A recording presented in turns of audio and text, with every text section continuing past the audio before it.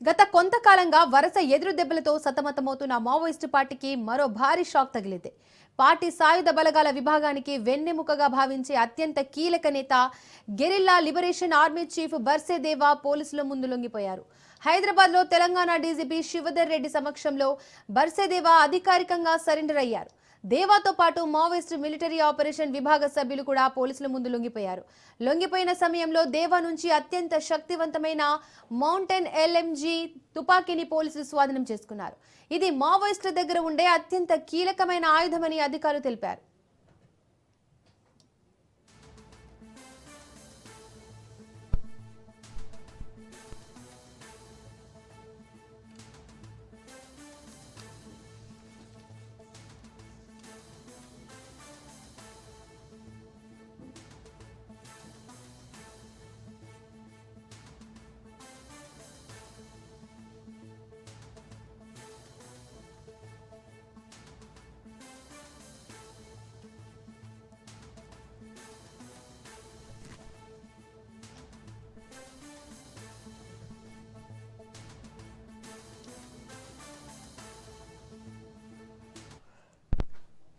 గత కొంతకాలంగా వరుస ఎదురు దెబ్బలతో సతమవుతున్న మావోయిస్టు పార్టీకి మరో భారీ షాక్ తగిలింది. పార్టీ సాయుధ బలగాల విభాగానికి వెన్నెముకగా భావించే అత్యంత కీలక నేత గెరిల్లా లిబరేషన్ ఆర్మీ చీఫ్ బర్సేదేవా పోలీసుల ముందు లొంగిపోయారు. హైదరాబాద్లో తెలంగాణ డీజీపీ శివధర్ రెడ్డి సమక్షంలో బర్సేదేవా అధికారికంగా సరెండర్ అయ్యారు. దేవాతో పాటు మావోయిస్టు మిలిటరీ ఆపరేషన్ విభాగ సభ్యులు కూడా పోలీసుల ముందు లొంగిపోయారు. లొంగిపోయిన సమయంలో దేవా నుంచి అత్యంత శక్తివంతమైన మౌంటైన్ LMG తుపాకీని పోలీసులు స్వాధీనం చేసుకున్నారు. ఇది మావోయిస్టుల దగ్గర ఉండే అత్యంత కీలకమైన ఆయుధమని అధికారులు తెలిపారు.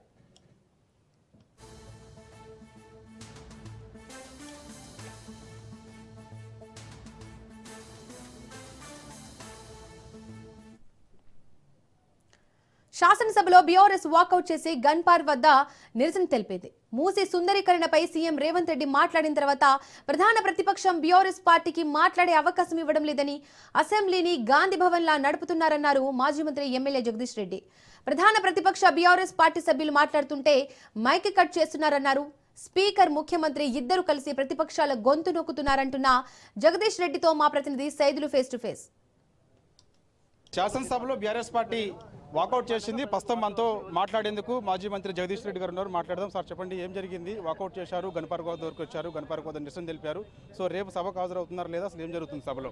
మేము ఈ సెషన్ మొత్తం కూడా బాయ్కాట్ చేయాలని చెప్పి నిర్ణయం తీసుకోవడం జరిగింది. బీఆర్ఎస్ ఎల్పీగా ప్రభుత్వం, స్పీకర్ ఇద్దరు కలిపి సభను నడుపుతున్నారు. స్పీకర్ ఏకపక్షంగా నేను కాంగ్రెస్ పార్టీ సభ్యుడిని అనే పద్ధతిలో ఇవాళ వ్యవహరించారు. వాస్తవానికి ఒకసారి స్పీకర్ చైర్లోకి వచ్చిన తర్వాత ఆయన ఏ పార్టీ సభ్యుడైనా ఆ పార్టీని మర్చిపోవాలి, సభలో ఉండే అందరి హక్కుల్ని కాపాడాలి. ఇది సభ సాంప్రదాయము. దేశంలో, ప్రపంచంలో ఎక్కడైనా సరే ఆ పద్ధతులు నడిపి ఇప్పుడు మనం చూసినాం. కానీ ఇవాళ చాలా స్పష్టంగా బయటపడిపోయినాడు. 2 సంవత్సరాలుగా కూడా మేము చూస్తున్నాం. అనేక సందర్భాల్లో మేము పర్సనల్గా చెప్పొచ్చినాం, సభ నడిపే విధానం ఇది కాదు, మీరు ఏకపక్షంగా ఉండకూడదు, మీరు కాంగ్రెస్ పార్టీ సభ్యుడు కారు, ఇప్పుడు చైర్లో కూర్చున్నప్పుడు మీరు తప్పకుండా అందరికీ సమానంగా ఉండాలి, అంపైర్ లాగా ఉండాలి, వీలైనంత మేరకు ప్రతిపక్షం గొంతును వినిపించే ప్రయత్నం చేయాలి. ప్రజలందరూ కూడా ప్రతిపక్షం దగ్గరికి వస్తారు, వాళ్ళ సమస్యలు చెప్పమని అడుగుతారు, దాంట్లో వాళ్ళకి ఏమైనా రిలీఫ్ వస్తుందని ఆశపడతారు. అటువంటిది మీరు ప్రతిపక్షానికి అవకాశం ఇస్తలేరు, ప్రధాన ప్రతిపక్షంగా మాకు అవకాశం ఇస్తలేరు అని మేము చాలా సందర్భాలు చెప్పొచ్చినాం. కానీ ఈ రోజు బయటపడిపోయినాడు, బహిరంగంగానే బయటపడిపోయి మీరు ముఖ్యమంత్రిని విమర్శిస్తే నేను మైక్ ఇవ్వను అని చెప్పి చాలా బహిరంగంగా చెప్పేసినాడు ఆయన. అదంతా కూడా పోయింది, లైవ్లో చూసినారు, దేశ ప్రజలు, రాష్ట్ర ప్రజలందరూ కూడా చూసినారు. ముఖ్యమంత్రి, స్పీకర్ ఇద్దరు ఒకటే నడిపే సభలో మేమే ఉండి ప్రయోజనం లేదని చెప్పి మొత్తం ఈ సెషన్ మొత్తం బాయ్కాట్ చేయాలని చెప్పి నిర్ణయం చేసుకుని రావడం జరిగింది. సార్, ఎలా ఉండబోతుంది నెక్స్ట్ కార్యాచరణ? ఈ పాలమూరు రంగారెడ్డి ఎత్తిపోతల ప్రాజెక్టుకు సంబంధించి మీరు ఏమన్నా పవర్ పాయింట్ ప్రజెంటేషన్ కూడా ఏర్పాటు చేసుకుంటారా, లేకపోతే ఎలా ఉండబోతుంది? ఎందుకంటే మీరు అసెంబ్లీలో కూడా పవర్ పాయింట్ ప్రజెంటేషన్ అవకాశం మాకు కూడా ఇవ్వాలి, అధికార పార్టీకి ఇస్తా అని చెప్పేసి కూడా మీరు విజ్ఞప్తి చేశారు. ఏంటి అడిగినాం, మేము ఇప్పుడు కూడా అడుగుతూనే ఉన్నాం. ప్రభుత్వం ఏదైతే స్క్రీన్ ఏర్పాటు చేసి PPT ఇస్తుందో అదే స్క్రీన్ అట్లాగే ఉంచి మాకు అవకాశం ఇవ్వండి. మేము కూడా చెప్తాం ప్రజలకి, మీరు చెప్పిన దాని విషయంలో మీరు ఏం తప్పులు చెప్పినారో, వాస్తవాలు ఏందో మేము కూడా చెప్తాం, ప్రజలకు వివరిస్తాం. అది మా హక్కు అని చెప్పి మేము అడిగినాం స్పీకర్ గారిని. కానీ వారు అవకాశం ఇచ్చే పరిస్థితుల్లో కనబడడం లేదు. ముఖ్యమంత్రి విమర్శిస్తే మీకు మైక్ ఏనన్న స్పీకరు ఇక మాకేమో అవకాశం ఇస్తాడు? వాళ్ళు సభలో మా గొంతు నొక్కినా ప్రజల్లో మా గొంతు నొక్కలేరు. బ్రహ్మాండంగా ప్రజలకు వెళ్తాం, ఊరూర వెళ్తాం, ప్రతి జిల్లాకు వెళ్తాం. ఈ ముఖ్యమంత్రి, ఈ ప్రభుత్వం చేస్తున్న దుర్మార్గాన్ని ప్రజలు వివరిస్తాం. తెలంగాణకి ఎట్లా ద్రోహం చేస్తున్నాడో కూడా ప్రజల్లో చెప్తాం, ప్రజల్లో వీళ్ళని ఎండగడతాం. జూరాల దగ్గర ఏర్పాటు చేసినటువంటి పాలమూరు రంగారెడ్డి ఎత్తిపోతల ప్రాజెక్టు శ్రీశైలం దగ్గర కమిషన్ల కోసం కక్కుర్తిపడి డిజైన్ మార్చి అక్కడ ఏర్పాటు చేశారని కూడా విమర్శలు బీఆర్ఎస్ పార్టీ పైన ప్రధానంగా చేస్తున్నారు. మీ నేత కేసీఆర్ పైన కూడా కొన్ని అసభ్య పదజాలంతో కూడా వ్యాఖ్యలు చేశారు. ఈ మాట మాట్లాడేటప్పుడు వాడు ఒక మూర్ఖుడు, వాడికి తెలంగాణ ప్రజల మహబూబ్నగర్ జిల్లా పట్ల ప్రేమ లేని వెధవల ఇట్లాంటి మాటలు మాట్లాడతారు. నీళ్ళలోని చోట లిఫ్ట్ ఇరిగేషన్ పెట్టుకొని వాడు నెత్తిన కొట్టుకుంటాడా? ఏం చేస్తాడు? జూరాల్లో ఆఫ్టర్ ఆల్ ఉండేది 7 టీఎంసీల నీళ్లు. 7 టీఎంసీల నీళ్లకు నువ్వు అంత ఎత్తిపోతల పథకం పెడితే 2 రోజులలో అయిపోతాయి.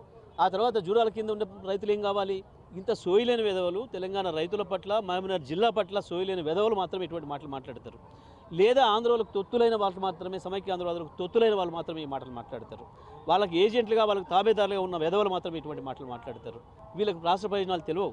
మహబూబ్నగర్ జిల్లా ఎండిపోతున్న వలసల పాలవుతున్న మహబూబ్నగర్ జిల్లా బాధలు తెలియవు. వీళ్ళు కేవలం వాళ్ళ బూట్లు నాకి బతికొచ్చిన వాళ్ళు కాబట్టి, వాళ్ళ దగ్గర పైరవులు చేసుకొని బీఫామ్ తెచ్చుకున్న వాళ్ళు కాబట్టి ఇంత మించిన జ్ఞానం వాళ్ళకి రాదు, వాళ్ళకి తెలియదు.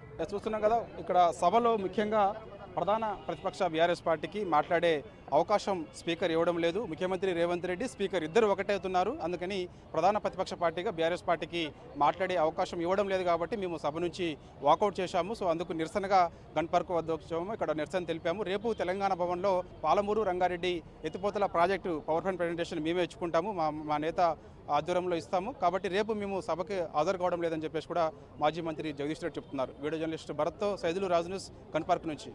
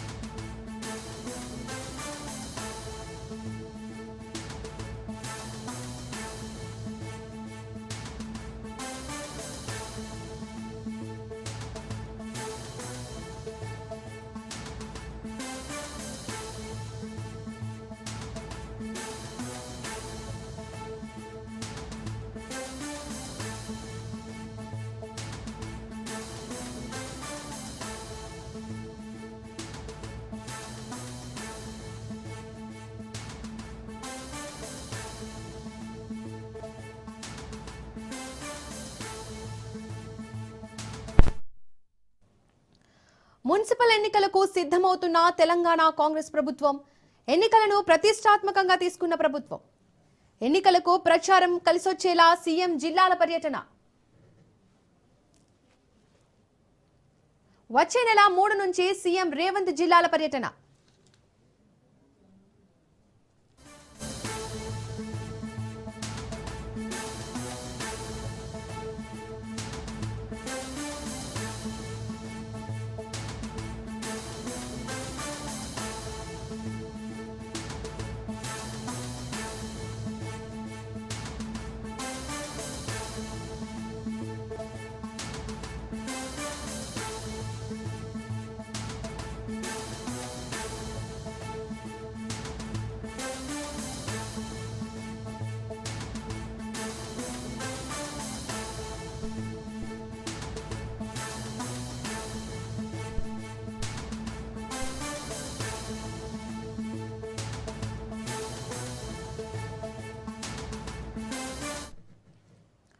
బ్రేకింగ్ న్యూస్ చూస్తున్న మున్సిపల్ ఎన్నికలకు సిద్ధమవుతున్న తెలంగాణ సర్కార్. ఎన్నికలను ప్రతిష్టాత్మకంగా తీసుకుంటున్న కాంగ్రెస్ ప్రభుత్వం ఎన్నికల ప్రచారం కలిసొచ్చేలా సీఎం జిల్లాల పర్యటన. వచ్చే నెల 3 నుంచి సీఎం రేవంత్ జిల్లాల పర్యటన ఉండనుంది.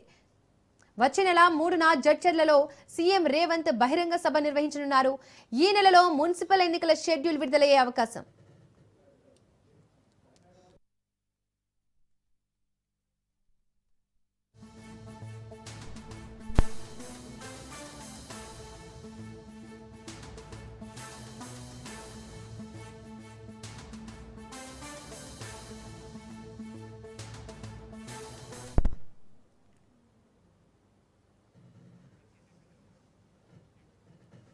తెలంగాణ సర్కార్ మున్సిపల్ ఎన్నికలకు సిద్ధమవుతోంది. ఎన్నికలను ప్రతిష్టాత్మకంగా తీసుకుంటుంది కాంగ్రెస్ ప్రభుత్వం. ఎన్నికల ప్రచారం కలిసొచ్చేలా సీఎం జిల్లాల పర్యటన ఉండనుంది. వచ్చే నెల 3 నుంచి సీఎం రేవంత్ జిల్లాల్లో పర్యటించనున్నారు. వచ్చే నెల 3న జడ్చర్లలో సీఎం రేవంత్ బహిరంగ సభ ఉండనుంది. ఈ నెలలో మున్సిపల్ ఎన్నికల షెడ్యూల్ విడుదలయ్యే అవకాశం ఉన్నట్లు తెలుస్తోంది.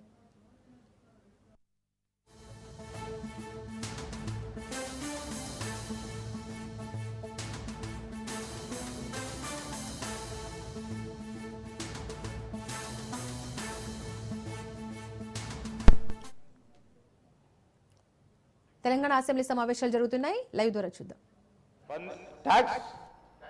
ట్యాక్సెస్ ఏం పెంచలేదు అధ్యక్ష. ట్యాక్స్ పెంచే ప్రసక్తే లేదు అధ్యక్ష. ఇప్పుడు ప్రస్తుతం ట్యాక్స్ పెంచే అవకాశమే లేదు. రెగ్యులారిటీ, యూనిఫామిటీ, వారి పౌరులకు సంబంధించిన అంశం ఇచ్చిన అవసరాల గురించి వారికి కావాల్సిన తీసుకెళ్లడం జరుగుతుంది అధ్యక్ష. మీ ద్వారా గౌరవ సభ్యులకు వారు చెప్పిన ప్రతి ప్రశ్నకు జవాబు దొరికింది.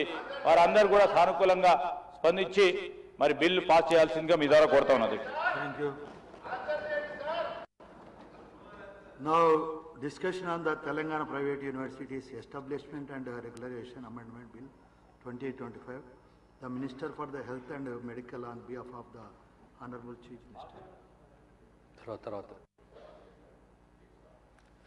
Speaker sir, this is regarding the amendment to Act 2018 of Establishment and Regulation Act 2018, Act number 11 of 2018. The expert committee have reported that sponsoring bodies of Amity University and St. Mary's Rehabilitation University have complied with the conditions of letter of intent and also recommended that the compliance report substantially meet the norms prescribed in Telangana Private Universities Establishment and Regulation Act 2018 and requested the government to take necessary steps to further process the proposal for establishment of said university in accordance with the Act and rules. The government have decided to include these universities, Amity University, Rajiv Gandhi International Airport at Mamdipalli, Shamshabad or Rangareddy district, Telangana, and St. Mary's Rehabilitation University at Deshmukh village, Pochampalli Mandal, Yadadri, Bhuvanagar district. Telangana in the schedule by amending the Telangana Private Universities Establishment Act 2018. Adhyaksha, ఈ ప్రధానమైన రెండు యూనివర్సిటీలు, one is the Amity Education Group which was established in 1986. The first milestone was in 1995, Amity Business School, Noida. UP government through the state legislature has given the permission to establish a university in Noida of UP. This Amity University, it has institutions in about 12 countries in the entire world. Presence of state private universities in our country, there are 12 places and 13th is Hyderabad. The name Amity University, Hyderabad, Shamshabad. Offered courses engineering, technology, management, law, bar council approved, media and communication, applied sciences and design and others. Amity is prepared to collaborate with Telangana government through public-private partnership model. This initiative align with Telangana's focus on skill development, innovation, entrepreneurship, and completing the work of existing institutions like T-Hub and T-Society. Similarly, other university which has been brought in the amendment is St. Mary's Rehabilitation University. St. Mary's Rehabilitation University, a first of its kind initiative. St. Mary's Group, a Christian minority institution. India's first integrated umbrella rehabilitation university in Yadadri, Bhuvanagar. Dedicated institution for disability, rehabilitation sciences, and inclusive health education. It was earlier established in 1996 campuses in Hyderabad, Guntur, and Kolkata. Educated about 10,500 students, including 3,500 international students. St. Mary's Rehabilitation University will be among the very few dedicated rehabilitation universities in India. The aim of the university is a pioneering institution in this domain, offering integrated, multidisciplinary approach to rehabilitation education and services.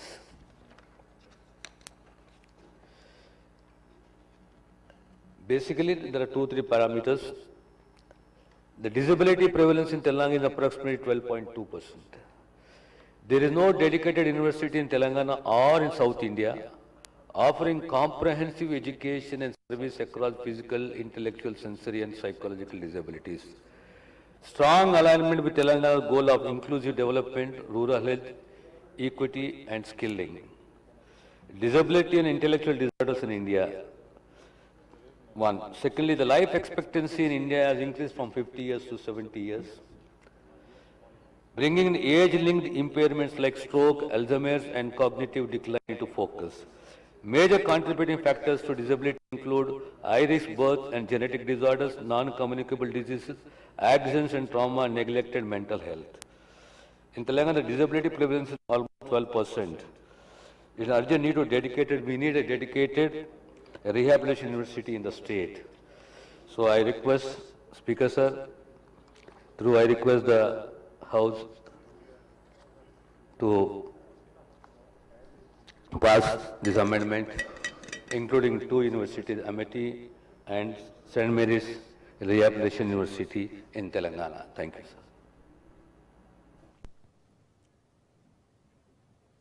అమరావతిలో మరో 1.5 కిలోమీటర్ల speed axis road అందుబాటులోకి వచ్చింది. దీంతో విజయవాడ నుంచి అమరావతికి వెళ్లే ప్రయాణికులకు దూరం తగ్గనుంది. కొత్తగా గుంటూరు ఛానల్పై నిర్మిస్తున్న స్టీల్ బ్రిడ్జి పనులను మంత్రి నారాయణ పరిశీలించారు. ఈ నెలాఖరుకు స్టీల్ బ్రిడ్జి పనులు పూర్తి చేయాలని కాంట్రాక్టుకు మంత్రి ఆదేశించారు. కరకట్టపై వెళ్లే అవసరం లేకుండా త్వరలోనే బ్రిడ్జి అందుబాటులోకి తెచ్చేలా చర్యలు చేపడుతున్నామని మంత్రి నారాయణ తెలిపారు.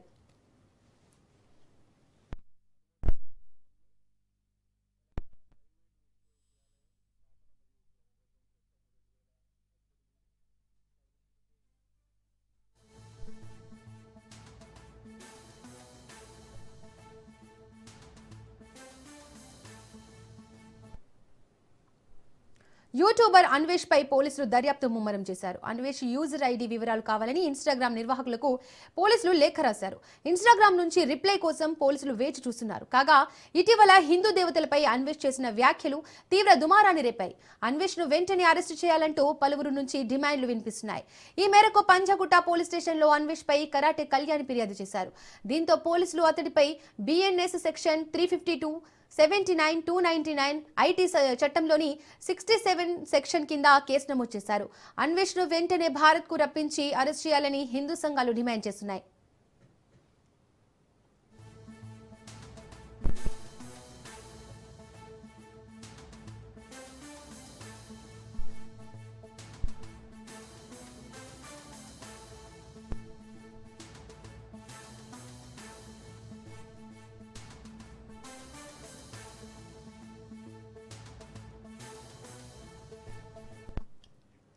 యూట్యూబర్ అన్వేష్ పై పోలీసులు దర్యాప్తు ముమ్మరం చేశారు. అన్వేష్ యూజర్ ఐడి వివరాలు కావాలని ఇన్స్టాగ్రామ్ నిర్వాహకులకు పోలీసులు లేఖ రాశారు. ఇన్స్టాగ్రామ్ నుంచి రిప్లై కోసం పోలీసులు వేచి చూస్తున్నారు. కాగా ఇటీవల హిందూ దేవతలపై అన్వేష్ చేసిన వ్యాఖ్యలు తీవ్ర దుమారాన్ని రేపాయి. అన్వేష్ ను వెంటనే అరెస్టు చేయాలంటూ పలువురు నుంచి డిమాండ్లు వినిపిస్తున్నాయి. ఈ మేరకు పంజాగుట్ట పోలీస్ స్టేషన్లో అన్వేష్ పై కరాటే కళ్యాణ్ ఫిర్యాదు చేశారు. దీంతో పోలీసులు అతడిపై BNS సెక్షన్ 352, 79, 299 ఐటీ చట్టంలోని 67 సెక్షన్ కింద కేసు నమోదు చేశారు. అన్వేష్ ను వెంటనే భారత్ కు రప్పించి అరెస్ట్ చేయాలని హిందూ సంఘాలు డిమాండ్ చేస్తున్నాయి.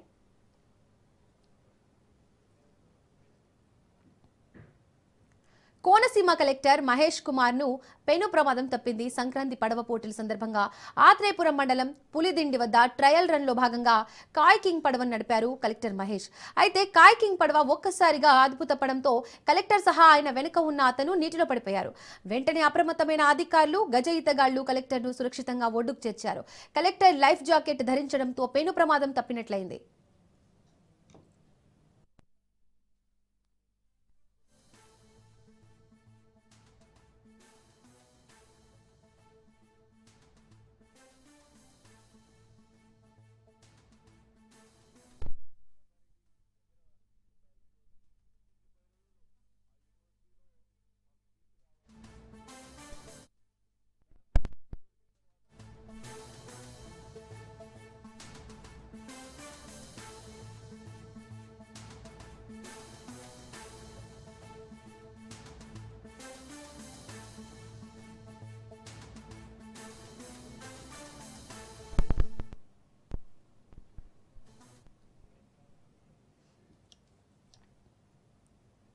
ఏలూరు జిల్లా ముసునూరు మండలం రమణక్కపేటలో ఇటీవల సాయి చంద్ అనే వ్యక్తిని స్తంభానికి కొట్టేసి కొట్టిన ఘటనలో నిందితులను అదుపులోకి తీసుకున్నారు పోలీసులు.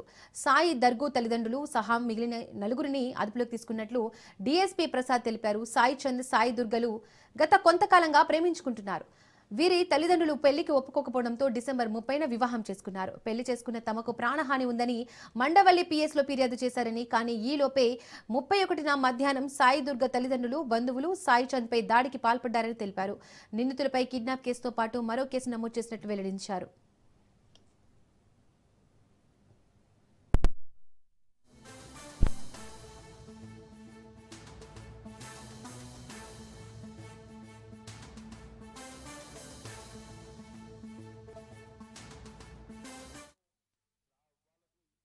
ఈ పాప రమణక్కపేటలో పోస్ట్ ఉమెన్ కింద పనిచేస్తుంది.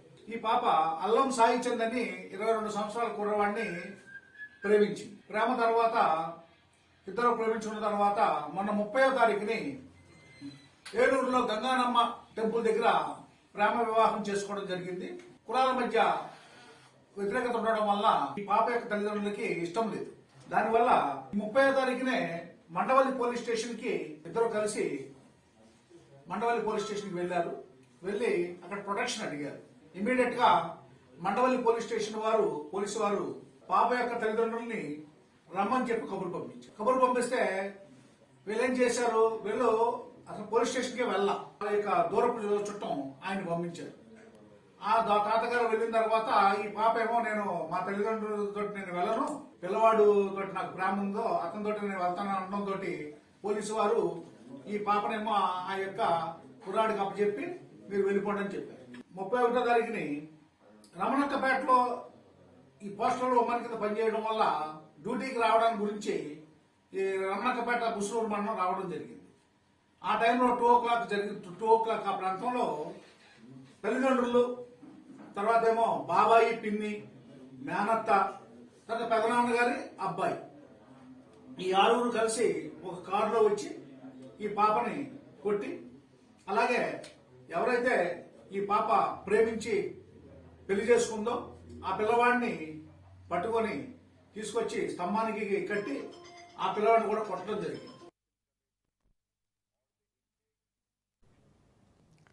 హైదరాబాద్ నగరవాసులకు మరో బ్రిడ్జి అందుబాటులోకి వచ్చింది. అశోక్ నగర్ వద్ద హుస్సేన్ సాగర్ సర్ప్లస్ నాలాపై నూతనంగా నిర్మించిన చిక్కడపల్లి దోమలగూడ లింక్ బ్రిడ్జిని మంత్రి పొన్నం ప్రభాకర్ ప్రారంభించారు. ఈ వంతెన అందుబాటులోకి రావడంతో ఆ ప్రాంతంలో ఏళ్ల తరబడి నెలకొన్న ట్రాఫిక్ సమస్యలకు చెక్ పడనుంది.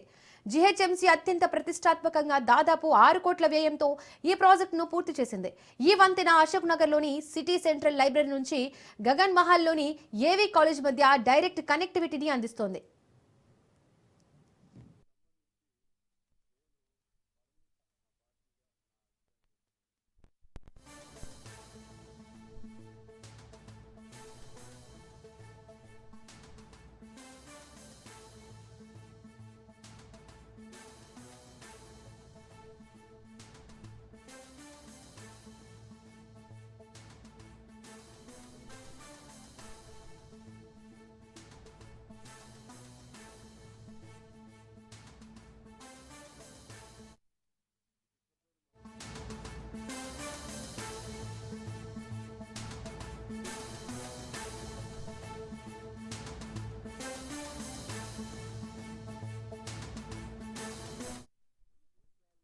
తిరుమలలో మతి స్థిమితం లేని ఓ వ్యక్తి హల్చల్ చేశాడు. క్యూ లైన్ కు వెళ్లే మార్గంలో సిగరెట్ కావాలంటూ భద్రతా సిబ్బంది ముందే నానా హంగామా చేశాడు. నేనే దేవుణ్ణి శపిస్తా అంటూ భక్తులను భయభ్రాంతులకు గురిచేశాడు. మతి స్థిమితం లేని వ్యక్తిని అదుపులోకి తీసుకునేందుకు నానా తంటాలు పడ్డారు అధికారులు. చివరకు అతడిని అదుపులోకి తీసుకుని ఆసుపత్రికి తరలించారు.